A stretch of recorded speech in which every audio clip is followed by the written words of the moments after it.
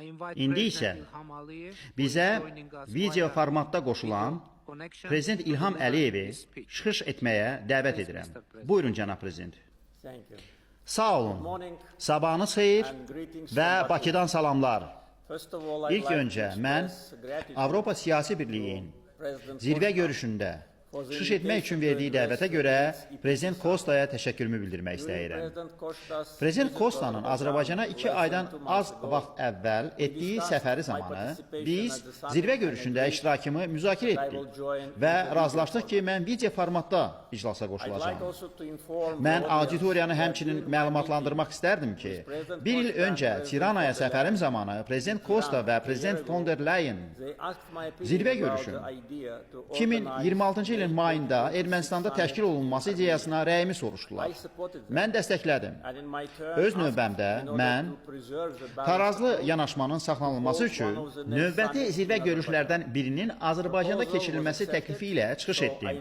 Təklif qəbul olundu. Beləliklə mən Avropa Siyasi Birliyin üzvlərini 2028-ci ilin mayında Azərbaycanda keçiriləcək zirvə görüşünə dəvət edirəm. Yeri gəlmişkən, Ermənistan həmçinin namizədliyimizi dəstəklədi. Bu, Azərbaycan ilə Ermənistan arasında sülhün real olmasının aydın göstəricisidir. Biz cəmi 9 aydır ki, sülh şəraitindəyik və sülhdə yaşamağı öyrənirik. Ötən ilin avqustunda Vaşinqtonda, Ağ Evdə Ermənistan və Azərbaycan liderləri birgə bəyannaməni imzaladılar. Prezident Trump artıq qeyd edildiyi kimi, həmçinin şahid kimi imza atdı. Ermənistan və Azərbaycanın xarici işlər nazirləri sülh sazişin mətnini parafladılar. Bizim üçün və əminəm ki, Ermənistanlı həmkarlarımız üçün sülh qurulub. Sülhün əldə olunması faktı əsasında Azərbaycan 90-cı illərin əvvəlindən Ermənistana tətbiq olunan bütün tranzit məhdudiyyətləri bir tərəfli qaydada aradan qaldırdı. İndiyə qədər 28 min ton yük Ermənistana Azərbaycan ərazisi vasitəsilə çatdırılmışdır. Azərbaycan hətta əlavə addımlar atdı. Biz ilk dəfə olaraq öz neft məhsullarımızı, benzin və dizeli Ermənistana təchiz etməyə başladıq. Beləliklə, ticarət münasibətləri başladı. Bu vaxta qədər 12 min ton neft məhsullarımız Ermənistana ixrac edilib. Sülh sahəsində digər nailiyyət bağlantılardır. Trumpın beynəlxalq sülh və rifah naminə marşrutu Azərbaycanı öz eksklavı Naxçıvanla birləşdirəcək və bununla yanaşı o, orta dəhlizin bir hissəsinə çevriləcək. Həm Ermənistan, həm Azərbaycan sülhün əyani nəticələrini artıq görürlər. Bu fürsətdən istifadə edərək mən Ermənistan-Azərbaycan sülh prosesində tutduğu mövqeyə görə Avropa Komissiyasına təşəkkürümü bildirmək istəyirəm. Lakin əfsuslar olsun ki, heç də bütün Avropa təsisatları eyni yanaşmanı sərgiləmir. Onlardan biri Avropa Parlamenti, digəri isə Avropa Şurasının Parlament Assambleyasıdır. Azərbaycan 2001-ci ilin yanvarından Avropa Şurasının üzvüdür. Yeri gəlmişkən, mən o vaxt parlament üzvü və Azərbaycanın nümayəndə heyətinin rəhbəri kimi AŞPA-nın fəal üzvlərindən biri idim. Nümayəndə heyətimizə 2024-cü ilin yanvarına qədər Avropa Şurasında heç zaman məhdudiyyətlər tətbiq edilməmişdir. 2023-cü ilin sentyabrında Azərbaycan Qarabağda separatçılığa son qoydu.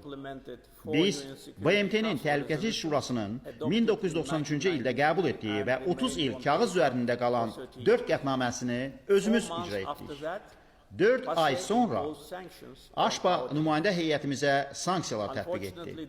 Əfsuslar olsun ki, ikili standartlar bugün sanki AŞPA-nın bir iş təlimatıdır.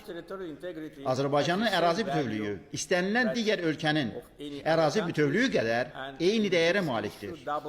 Bu məsələdə ikili standartlar qəbul edilməzdir. İndi isə Avropa Parlamentini götürək. Bu toplu sülh prosesinə dəstək vermək əvəzinə ona qarşı sabotajla məşğul olur.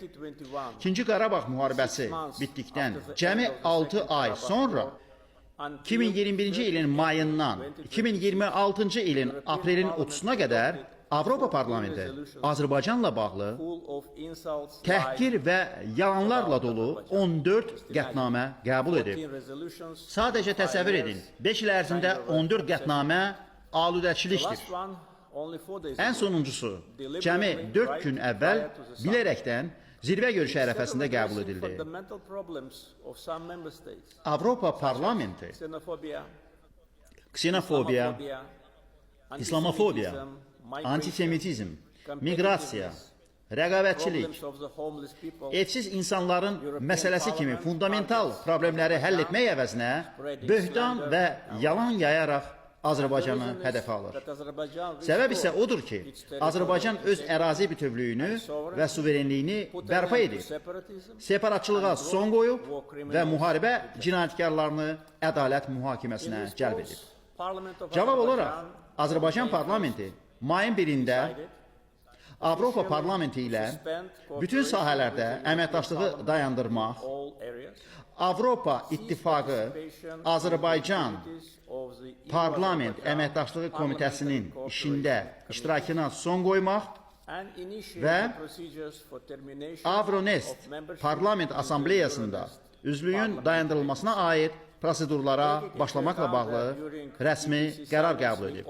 Nəzərə alsaq ki, Avropa siyasi birliyin zirvə görüşlərində biz öz fikirlərimizlə və narahat doğuran məsələlərlə açıq şəkildə mübadilə edirik. Mən sadəcə bu halda baş verənlər barədə həmkarlarımızı məlumatlandırmaq istədim ki, son qərarla bağlı səhv informasiya və manipulyasiya olmasın.